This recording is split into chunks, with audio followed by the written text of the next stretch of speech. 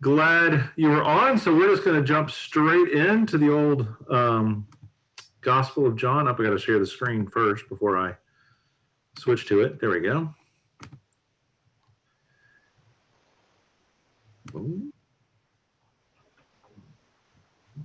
It'll let me. There it goes. All right. So all the fun's happening today. All right. So last week we looked at chapter 17, which was the high priestly prayer. That's the conclusion of Jesus's time with his disciples. That time after the Last Supper and before the arrest and denial and everything that happens after. So his prayer is, of course, just a quick flashback, is a reminder that God, his prayer is that God will lead the community and care for them, right? That it is not about how some certain person or certain collection of people are going to be in charge, as much as a powerful prayer that we need to depend on God. And that's what's going to get us through both persecution and good times and everything in between. So the other thing is, before we jump into 18, which is the arrest and the trial of Jesus, we need to look at a couple of things, because we have in our heads certain ideas of how all this goes, but they are not the Gospel of John things. That is, in all the Gospels and the epistles, the focus is on Jesus's betrayal, arrest, trial, and crucifixion. This is true for all of them.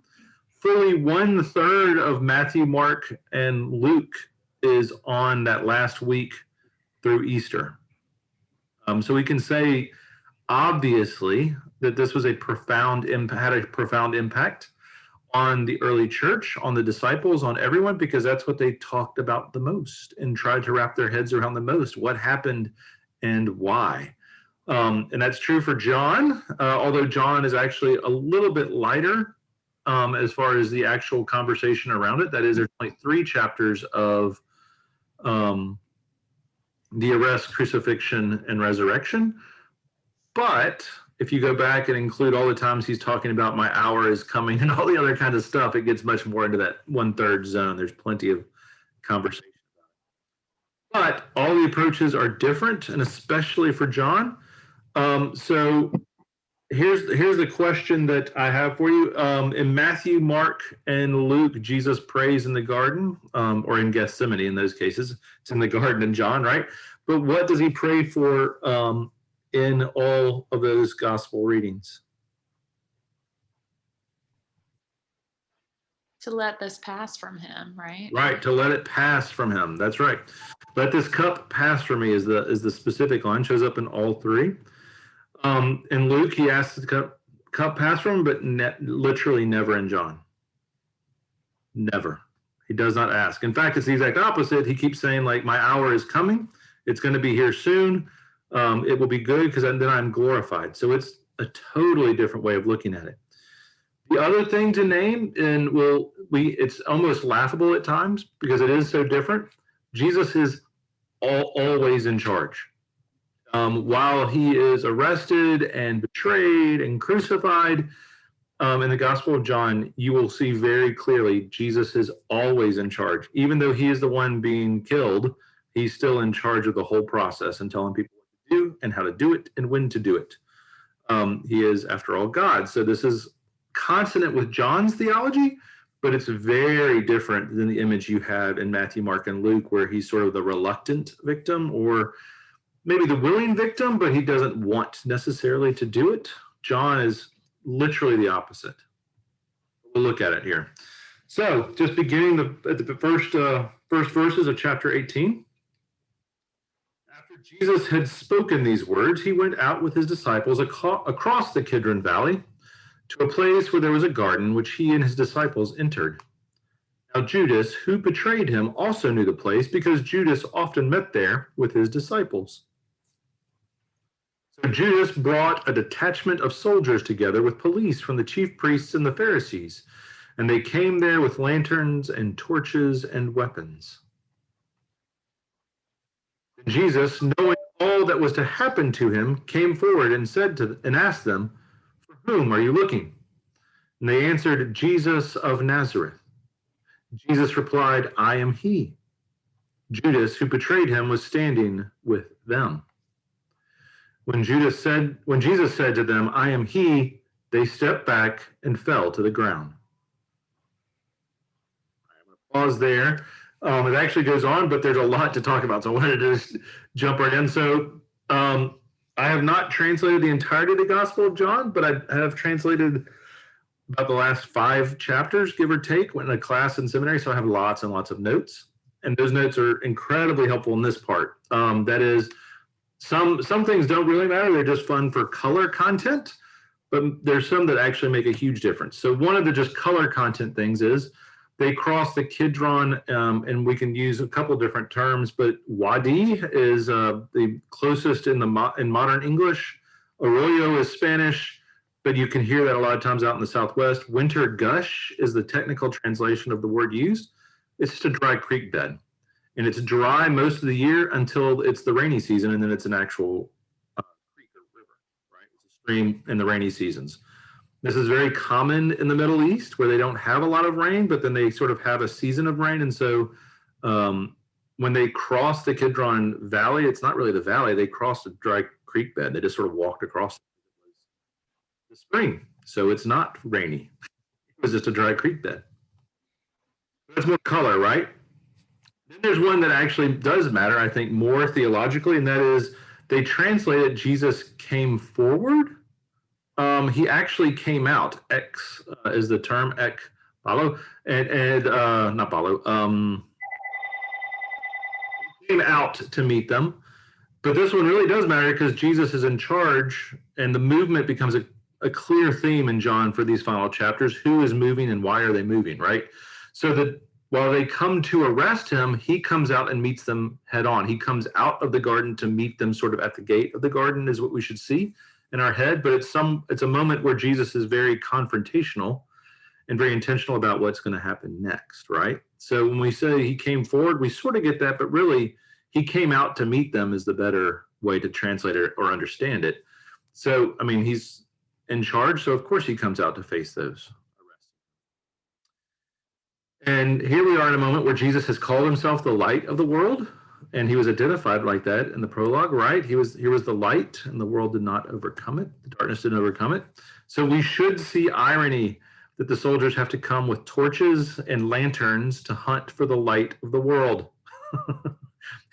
It's a moment we should sort of giggle at in a dark way. They have to come at night, which of course means something in Gospel of John, right? You come at night because that's when bad things happen, when darkness is around, but also you're in that moment that they literally are having to hunt for the light of the world with. They don't get it, in other words. So then the biggest translation issue is what comes next, because you have this fascinating moment where the soldiers step back. It's not the disciples. Why do the soldiers step back and fall to the ground, right? Doesn't make any sense the way it's translated, because it's just like, oh, we're looking for Jesus of Nazareth. And he's like, yeah, that's me. And they all fall to the ground. That's not the word used. It should be translated, it's ego eimi, I am. It is the name of God. And so when they say, hey, we're looking for Jesus of Nazareth, he answers, ego eimi, I am. And a group of soldiers that report and palace guards, that is the folks who report to the chief priests, are likely Jewish. And when they hear I am, they hear the name of God, and at the name of God, every knee should bow. So literally he answers effectively Yahweh, and they all kneel in honor of the name of God. And it's pretty funny, ultimately. I mean, it's pretty bizarre. Like, here are these soldiers who are coming to arrest him, and he is so in charge, he comes out to meet them. And when he meets them, he says, oh, yeah, I'm God, basically, and they all kneel in front of him. It's a bizarre moment. This does not happen in Matthew, Mark, and Luke. It doesn't happen in those verses or chapters. Instead, it is purely here in John, and it is an exceptional moment. There's a theological claim, clearly, that John is reminding us on from the very beginning. This is Jesus. He's in charge. He is God. And even the people arresting him know it. All right. So, they worship as they come to arrest, which is not a usual process for officers coming to arrest. Then there's one thing that we need to translate here so we can understand it later. The Greek word we translate as betray, paradidomai, is the most exact translation is literally to hand over. Okay, so when Judas betrays Jesus, is technically they say not that he betrayed him, but he handed him over to the next person. Of course, it means betrayal. That's not a problem. But the point that we have to make here is paradidomai is not used exclusively for Judas. In the Gospel of John, we should be translating it hands over or handed over because the same word is used over and over again for the rest of the chapter. And John wants us to see the ineffectiveness of the authorities. They keep handing over Jesus to someone else because they can't do anything and they aren't in charge, right? They don't have the authority to do much with Jesus, so they hand him over to another. And so you literally have this fascinating moment for paradidomai that is used, not always paradidomai, but there are variations on it. Judas hands over Jesus to Annas, who hands Jesus over to Caiaphas, who hands Jesus over to Pilate, and Pilate hands over Jesus to the people and says, you crucify him, right? There are all these moments where they keep handing Jesus over. Not all of them are portraying him, so we should hear the word a little bit differently just because it's used differently, right? It's used much more in these terms of, well, Judas started the train, but they are all handing Jesus over, but they're not the ones in charge of Jesus. It's a very passive way of thinking about that. I threw lots of words at you, lots of detail. What else do we actually? Let me go ahead and finish that opening sentence just so that the arrest. Saying, and again he asked them, for whom are you looking? And they said, Jesus of Nazareth. And Jesus answered, I told you that I am he. And again, that's the same thing again, ego eimi. I told you that I am. So if you were looking for me, let these men go. This was to fulfill the word that he had spoken. I did not lose a single one of those whom you gave me. Okay. So Simon Peter, who had a sword, drew it, struck the high priest's slave, and cut off his right ear. The slave's name was Malchus. Jesus said to Peter, put your sword back into its sheath. Am I not to drink the cup the Father has given me? Okay. So Jesus, again, completely in charge, and he's actually the one interrogating his accusers. They're not saying, where is Jesus? Jesus is saying, like, hey, who are you looking for? Oh, yeah, that's me. And even then, he has to ask them who they seek, and then he tells them who to arrest. Well, arrest me and let the rest of these guys go. Jesus in absolute control of the whole situation. They seem to be almost ineffectual, and they don't even have a response most of the time to what's going on. Not recorded anyway. Then Jesus, it says he fulfills the words he spoke in the garden that he spoke, right? I did not lose a single one of them whom you gave me. It's not an exact quote, but there are there's two different moments where Jesus talks about that. John 17:2, when he's in the garden and he's praying and saying, I didn't lose any of them that you gave me.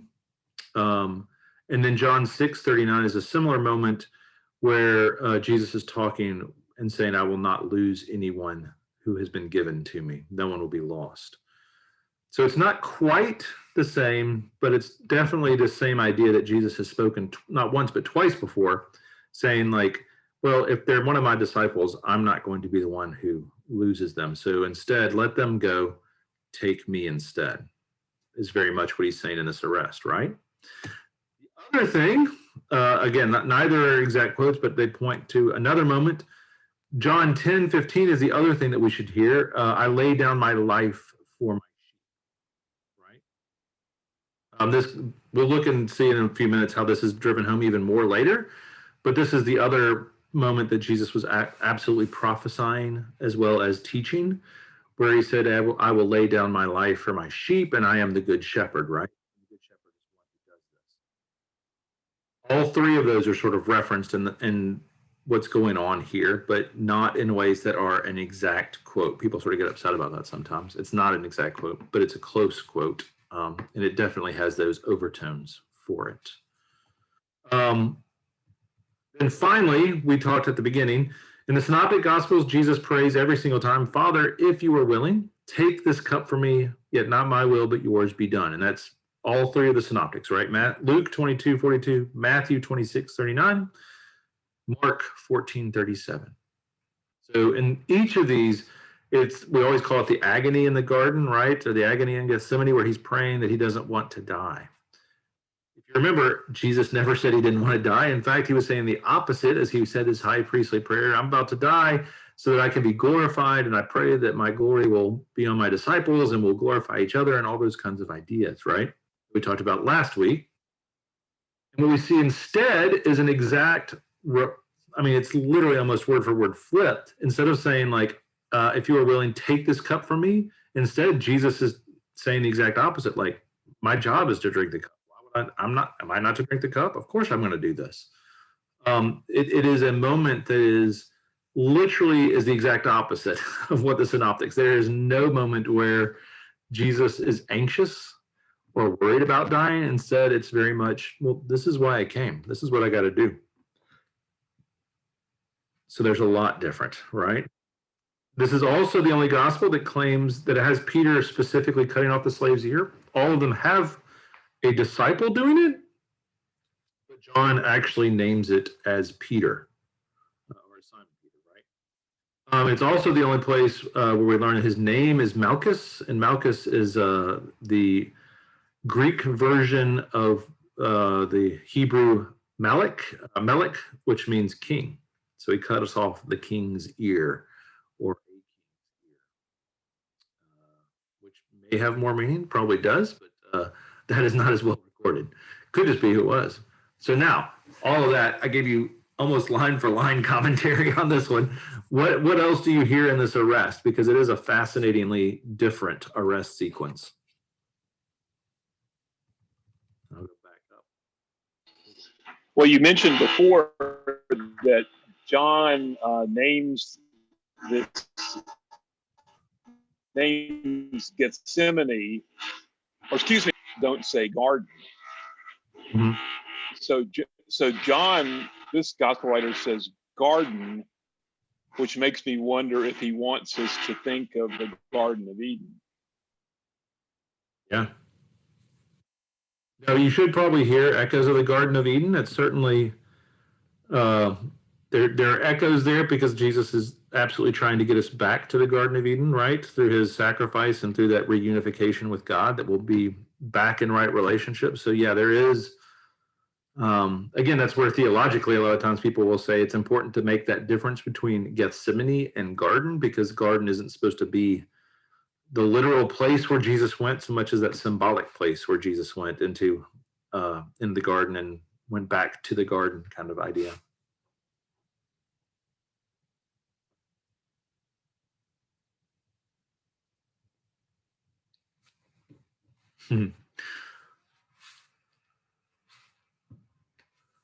All right.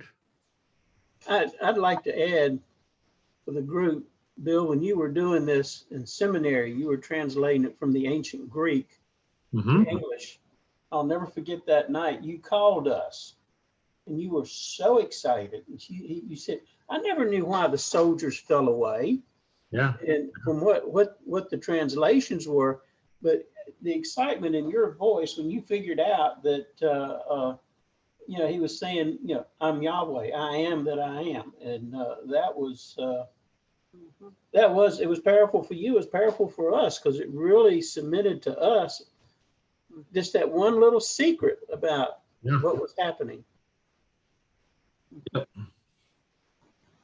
Yeah, it's where the translation, I don't know why they translate I am he, because I guess on one level he is identifying himself, but it's such a weird way to translate it because it doesn't help you understand that next line for why they fell to the ground. So right. Yeah. But I just remember how excited you were when you figured that out and you were calling us to tell us, and it was an exciting moment. Yeah.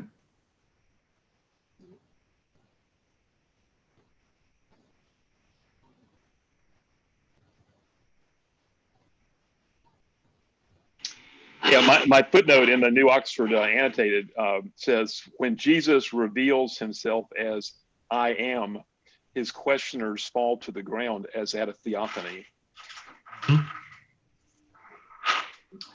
And in the A.J. Levine, Warren Carter book, it says in all three synoptics, Jesus cedes authority to those who oppose him and dies a suffering victim. Conversely, in John's gospel, Jesus appears to orchestrate his passion. He lays down his life. He lets himself be arrested, even though all the soldiers collapse. Absolutely.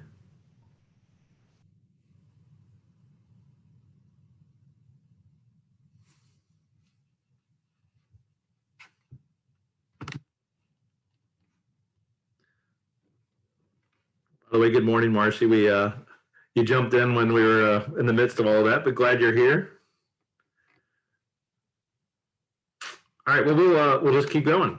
So Jesus has been arrested. So the soldiers, their officer, and the Jewish police arrested Jesus and bound him. First, they took him to Annas, who was the father-in-law of Caiaphas, the high priest that year. Caiaphas was the one who had advised the Jews that it was better to have one person die for the people. All right, so this is a quick 3 little verse segment before we get into some of the interrogations and some of the other stuff that goes on. But it's a fascinating one. So we have some political intrigue. We saw Caiaphas back in John 11, and he has a conversation about what to do with Jesus who raised Lazarus, right? And so if you don't understand that it is better for you to have one man die for the people, or do you not understand that it is better for one of you to have one man die for the people than to have the whole nation destroyed? So that was actually before before Lazarus was raised, but it's still the same idea that Caiaphas is pretty convinced that you got to get rid of Jesus before all of Israel is destroyed. But here's the political intrigue part. In Jewish tradition, the high priest remains so for life until his death. It's always a man in the tradition. But Rome controlled who was the high priest and for how long in the first century, actually for about a 200-year, 300-year period there. And so what we do know is that Annas served as high priest from 6 to 15 AD and was evidently heavily aligned with Augustus Caesar. And when Augustus Caesar died, the next Caesar decided he wanted a new high priest who would help him out more than he helped out his predecessor. That is not how it would go in the ancient Jewish tradition, but in the first century, it was politics, right? So Annas, even though he had been high priest for a period of time, had been deposed, which technically meant he's still the high priest, at least according to Jewish tradition, even though Rome recognized other leaders after that. So Caiaphas was either the son-in-law of Annas, as it's listed here in the text, or his son. And that comes more from Josephus, from the history of Josephus, the Jewish historian of the first century. Who seemed to indicate it was actually not his son-in-law, but his son. And it's not, in other words, we're not completely clear, but there's clearly a intimate relationship between Caiaphas and Annas. If they're not father-son, they're father-in-law, son-in-law, and it's a family answer, right? I mean, one way or another. What we see here is that even Caiaphas does not have the power that he thinks, right? He has to deal with the interference of Annas. And you'll see sometimes that is also translated Ananias. Different words are used for that. But Jesus is taken first to Ananias or Annas, which says something about this process, right? Jesus, and this again gets into this sort of handing over kind of idea. That's not the term used in this case. Paradidomai is not used here, but it's that same idea of Judas hands over Jesus to the soldiers, who then in turn take him to on to the next. So again, this is one of those showing once again who's really in charge here. While Jesus is clear about all of his process, the other side, who is trying to kill him, get rid of him, has a much more spotty idea of who's in charge and who's vying for authority, at least local authority. We can talk about that. There's not a whole lot really. That's just a broad excursus side point, just to say, here's 3 verses they felt important enough to include, but they're sort of quirky at the same time.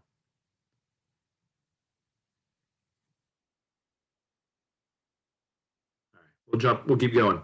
So we shift from that moment to Simon Peter, and another disciple followed Jesus. Since the disciple was known to the high priest, he went with Jesus into the courtyard of the high priest.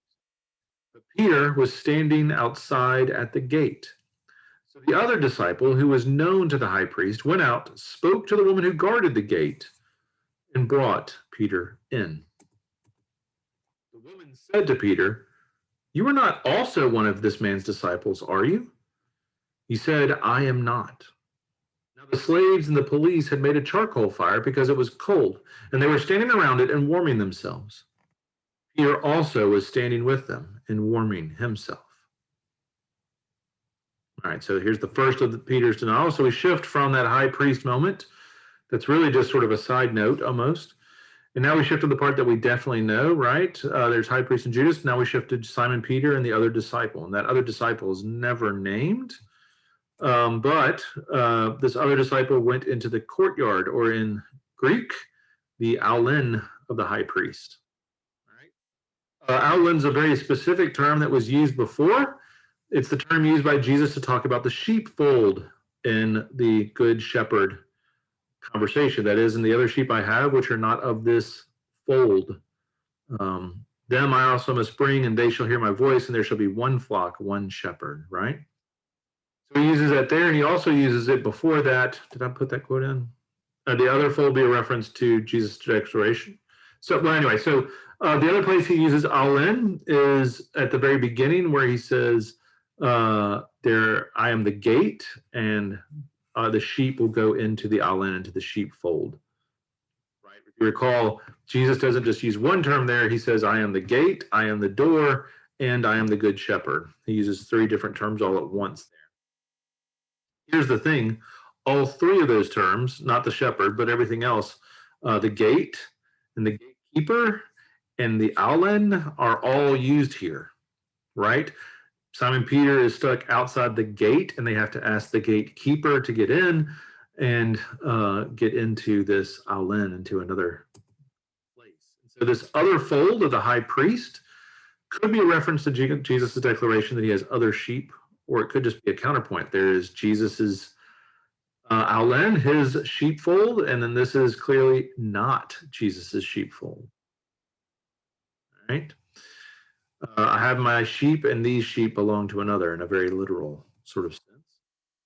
And that's the other one. And aulin also appears: "He that enters not by the door into the fold, but climbs up by another way, the same is a thief and a robber." That's the other time aulin is used. So those are the only three times it's used in the Gospel of John. So you have to wonder, because there's verses later when they talk about being at the palace or in the area, in the gathering spot around there, that are used. There are other terms used, but this one is very specifically used just in these three spots. So Peter and this disciple enter through another gate to another fold, while Jesus has declared, "I am the gate." Right? So it's a different way of having that conversation.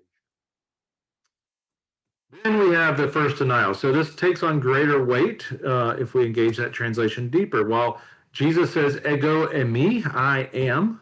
Where's Jesus of Nazareth? I am God. Here's a theophany. I am truly the one you are looking for. Then when people ask if, then Peter replies, "Uk eimi," or "not I am." So Jesus is the great I am. And Peter basically replies, in a literal sense, saying, "Oh, that's not me. I'm not a disciple," but also by saying, "Oh, I am not the one you're looking for. I am not I am." So there's a couple of levels there all at once, right? The other thing is when the gatekeeper asks Peter about being there, she expects a no, right? She says, "You're not another disciple, are you?" And he says, "No, not me." There's an expectation that it's a no.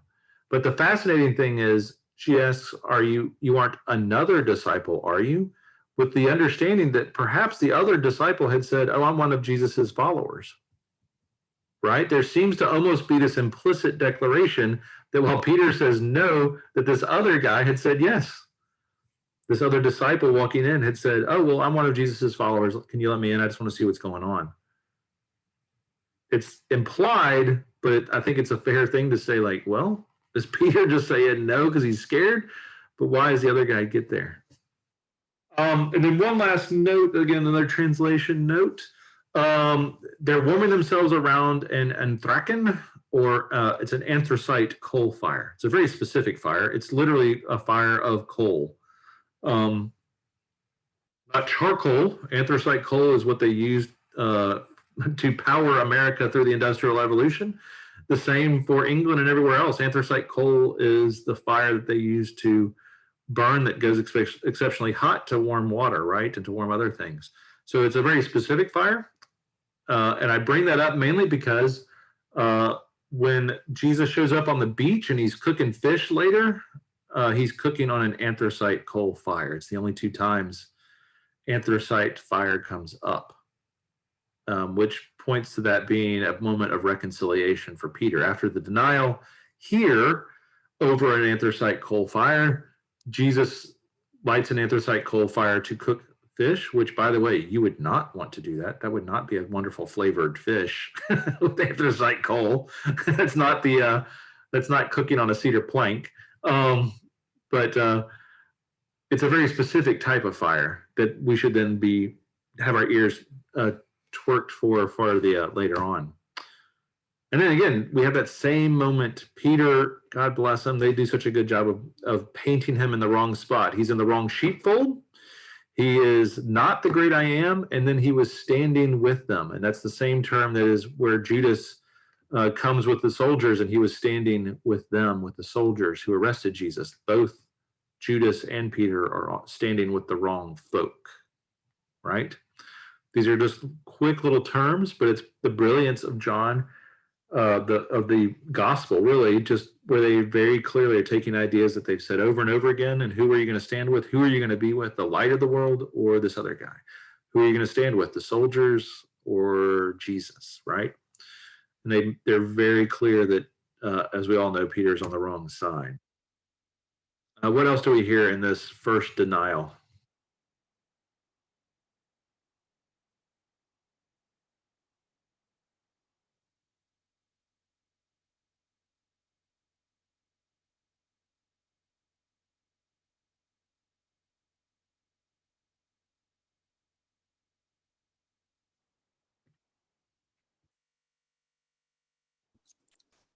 It's just interesting how many connections and loops there are in the translations that the early translation or the early version that you don't get or pick up on in our current translations.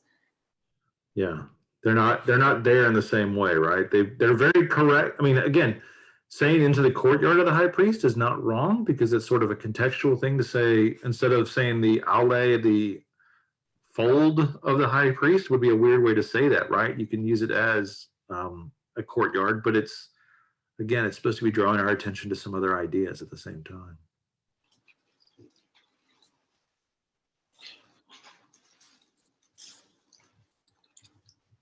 All right, so we'll jump right in to the interrogation. Then the high priest questioned Jesus about his disciples and about his teaching. And Jesus answered, I have spoken openly to the world. I have always taught in synagogues and in the temple where all the Jews come together. I have said nothing in secret. Why do you ask me? Ask those who heard what I said to them. They know what I said. When he had said this, one of the police standing nearby struck Jesus on the face, saying, Is that how you answer the high priest? And Jesus answered, If I have spoken wrongly, testify to the wrong. But if I have spoken rightly, why do you strike me? And Annas sent him bound to Caiaphas, the high priest. All right, so while this exchange has all been listed, like it's the high priest courtyard, the high priest questioned Jesus, we see that it was all actually Annas who did the questioning and then sent him Caiaphas, who was the high priest that year. Lots of people get very anxious with this. That is, they want to know who the historical authority is.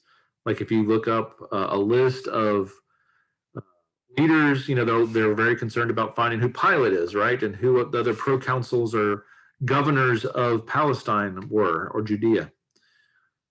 Here's what they all miss in this, and that is, again, Jewish law said that Annas was probably the high priest, even if Rome said Caiaphas was. And most likely we have a situation where Annas was the power behind the throne, right? That Caiaphas was the one who worked with Rome. Caiaphas was the one who was officially declared to be the authority and to work with them, but Annas was the power behind the throne. He was ultimately considered the high priest, perhaps. It could be that. It could also just be that there was a little bit of who's in charge here. There are two high priests, according to our law and tradition, and Annas wasn't afraid of interjecting himself. But the bigger idea, again, is just that they are both have some level of authority and that they're not God's authority. It's not as absolute. The other reality is that the Sanhedrin does not meet. So in Matthew, Mark, and Luke, you have the full trial in front of a Sanhedrin, right? In front of the Jewish authorities. But they don't need that because they already declared that Jesus and Lazarus has to die in John 11:3. They all meet and say, this is a mess. We got to get rid of this guy. And they declare that both Jesus and Lazarus must die. Right? So Jesus, again, makes it clear that he has already taught where all the Jews come together. Now, this seems to be a reflection of what is said in all the Gospels. That is, in Matthew, Mark, and Luke, Jesus doesn't say a lot in the trial, but he does say, like, I have spoken openly. In this one, most scholars think it's actually a more of a Johannine reference to say, like, I have taught where all the Jews come together. I've already taught you guys. I have taught the religious authorities, right? Sometimes we say the Jews, and sometimes we say the religious authorities. I've taught in the temple, which is where you guys hang out. You already know the answer to these questions. I've been around and I've spoken openly to the world. Cosmos, I'm talking to the cosmos is literally the term that's used there. And so it's, again, this idea that Jesus has spoken very much, not just openly, but expressly to, if not the high priest, then certainly to the rest of the Sanhedrin, to the rest of the Jewish authorities. Including, if we remember at the beginning, it was Nicodemus, right? Nicodemus is who Jesus spoke to at the very beginning in chapter 3, where he is talking literally to someone who is on the Sanhedrin. What else do we hear in that quick exchange between Annas and Jesus?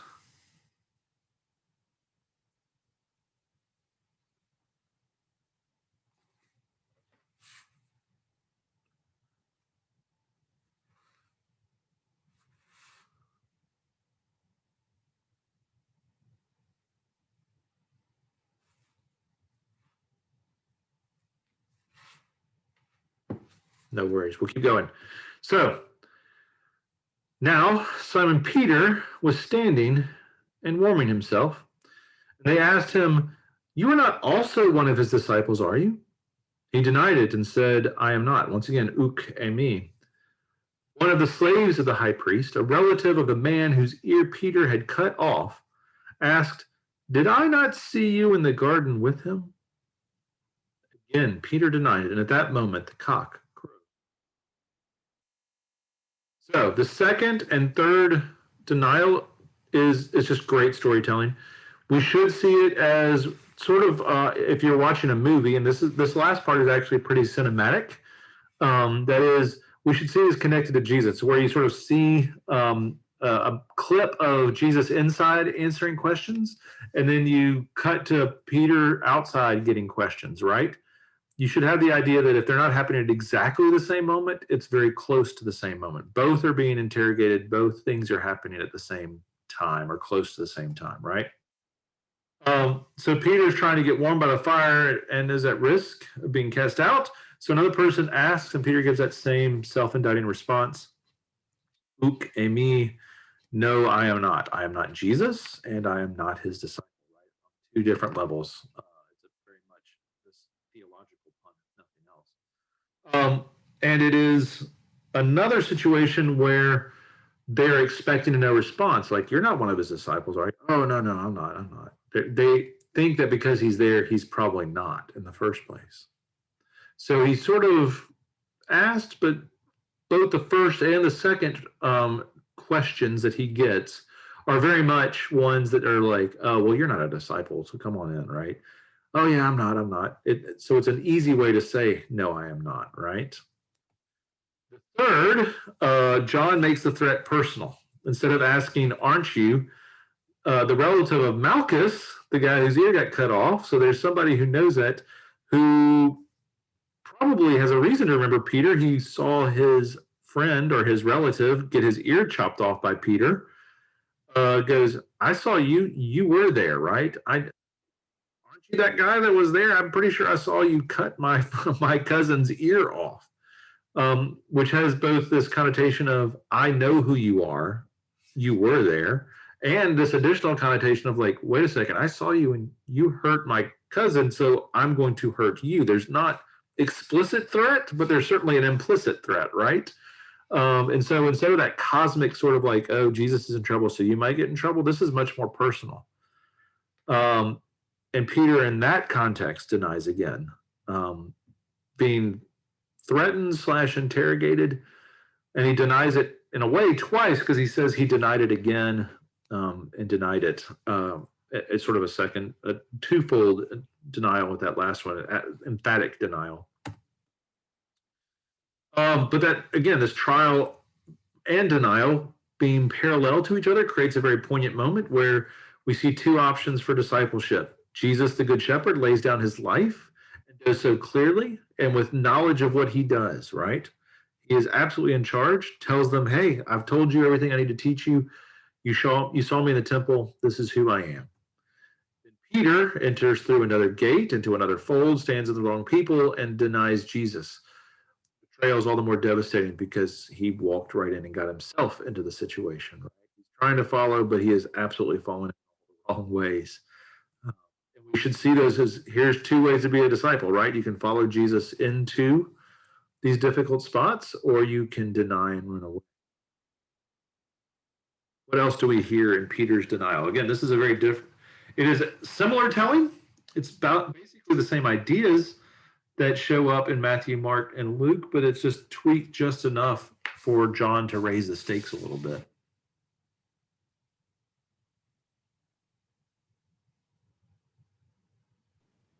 Well, it makes you wonder if it's a reference to, the noble shepherd passages and the reference to, the hired man or the thief or the bandit who right.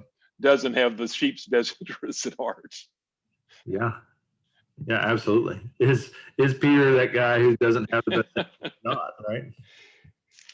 The other thing that occurred to me, which was from the previous passage, but just came to me later, was, and we had talked about it, but when he says, let me find it, I have spoken openly to the world. I have always taught in the temple, in the synagogues, and in the temple where all the Jews come together.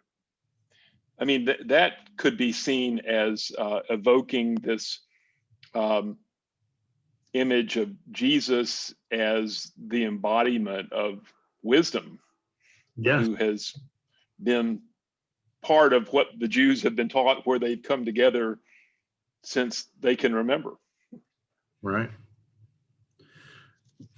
So, Mark, you came in a little late. We were talking at the beginning. Lynn and I were talking at that in some of the commentaries by A.J. Levine, Amy Jo Levine, who is a wonderful Jewish scholar and theologian, that they see Jesus as connected to the wisdom, the Sophia of God is the name in Greek. In Greek, it's called Sophia. But that wisdom of God is that logos is all connected for how they understand who Jesus is, that he is very much the wisdom of God as much as the Son of God, like that there's that deeper other connection as well, right? So that was what Lynn was referencing in part, at least. It's also, if you've ever wondered why it's called the Hagia Sophia in Constantinople, that just means holy wisdom. It's the Church of Holy Wisdom is what that was built as and for, right? Which is dedicated again to Jesus, to that idea of the wisdom of God, and to the very clearly Jewish but Christian adapted idea that there's this force of God that is called the wisdom of God, that is, we understand it as the Messiah and as Jesus. So just to name all those sort of levels of connection there.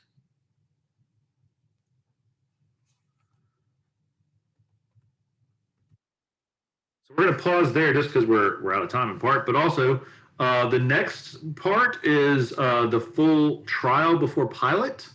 So while Matthew, Mark, and Luke has a trial before the Sanhedrin, and then Pilate more or less just says, do what you want, kill him kind of model.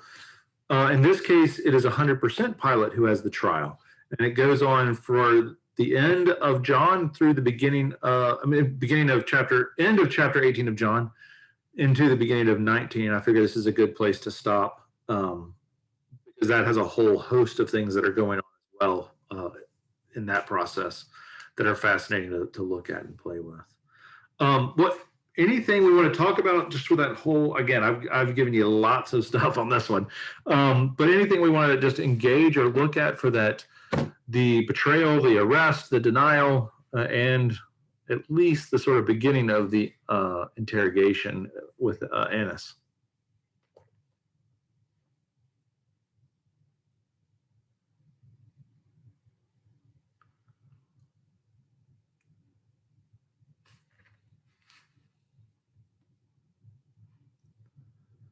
I think Lynn's looking at the books over there. he's gonna peruse.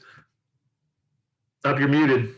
I was looking for a comment on that, sort of contrasting the approach in the synoptics with the approach in John and the timing, because it says. Unlike the synoptics, John depicts no trial before a full Sanhedrin. Instead, there is a nighttime hearing before Annas. According to John, Jesus dies on the day before Passover, not on the first day of the festival, as in the synoptics. It goes on to explain, why that is. But it said, although the synoptics appear to confirm the events and chronology, that is to say, they're all consistent, in the sense of three witnesses against one, this appearance is incorrect. Rather, given their interrelationships, the synoptics present three takes on the same story. So, for example, a hearing before the full Sanhedrin on the first night of Passover is not only illegal according to Jewish law, but it is also illogical. Yeah. They'd be home celebrating with, which would, again, supporting the timing, at least, of the chronology in John. Right. Well, in a lot of cases, they're pretty sure that some of the chronology that we get is more likely theological than it is factual for all the Gospels, right? When they sort of go like, oh, this happened at 3:00 that day, or this happened, or the Last Supper basically happened as part of the Passover ritual, right? Yeah, did it? Maybe. Did it not? Maybe not. But it's much more the theology of how do we connect what Jesus was doing with the Passover is more important than necessarily the exact day, time, moment, hour kind of thing that people get hung up on sometimes, I think. Mm-hmm. It's not to say it didn't happen. It didn't, and certainly not to say that it didn't happen around that time. It just seems that there's not a lot of clarity amongst the four books about exactly when all this happened or how it could have happened. Because I remember I was talking to a rabbi in Memphis who said, the one problem is the Passover can never be on a Thursday night. That's not the way the calendar is counted. It just can't ever happen, right? So, good luck with that. I don't know when it happened, but it wasn't a Thursday night. And you sort of go, oh, well, okay, fine. And people get anxious about that, but you sort of go, it's okay. If it happened on a Wednesday, that doesn't change the truth of what happened. But it might change a little bit for how we count some of the other stuff out. Yeah, with John, you never really know how deep to go. I mean, you're looking for all these different levels. I mean, like I was thinking, Well, does he tell us that it's anthracite coal because that's black? Right. Yeah, So, absolutely. we've got a fire amidst the blackness, the darkness. Right. Yes. And anthracite fires are pretty smoky too, right? Is there this sort of idea that there's billowing clouds as well? Like all that kind of extra? Maybe. Yeah. But the one nice thing about John is, and why Mark kills me a lot of times, Mark is so sparse. It's sort of like, and then he was arrested, then he was killed. There's like almost nothing. There's no detail on Mark. And John gives you all these wonderful little details that you go, ooh, maybe that means something. Maybe it doesn't. But there's something extra there that you can play with a little bit. That just, again, Mark is usually just like, and then he did this, and then he did this. And then you're like, okay, thanks, Mark. I have no idea what's going on. I got the story. That's about it. The bare minimum. Oh, good deal. Everybody doing okay? Everybody doing well in the world? Life good? Good. How about for you guys? We're good. We are, it is hard to believe, but a week from tomorrow, school's out for Christmas break. So we're praying we'll just get through the next 8 days. All will be well with the world. Then we can, they'll hang out and do nothing, and I'll be on full speed trying to get everything ready for Christmas Eve, but we'll be fine. Yeah, we've got one more week of EFM before break too. Oh, there you go. Yeah. Is it taking the standard 2-week break, or did they extend it this year? It's the standard 2-week break right now. Right now I think they're supposed to come back the 4th of January, something like that. So it might be a little bit longer just because of the way the days fall, but it's effectively 2 weeks. I think they were supposed to do a half day at one point next Friday, and they've given up on half days during the pandemic. Almost every half day that was there, they're like, yeah, we're not having school that day. we're not even pretending. Move on. So, but yeah. Wonderful. Well, good to see you all, my friends. We'll see you next week, and we'll talk about this trial and see how it goes. And especially you attorneys can give us all the answers. Okay. Thank you, Bill. Thanks, Bill. It's great. Appreciate it. Bye. Everybody have a good week. Bye. Bye. You guys too.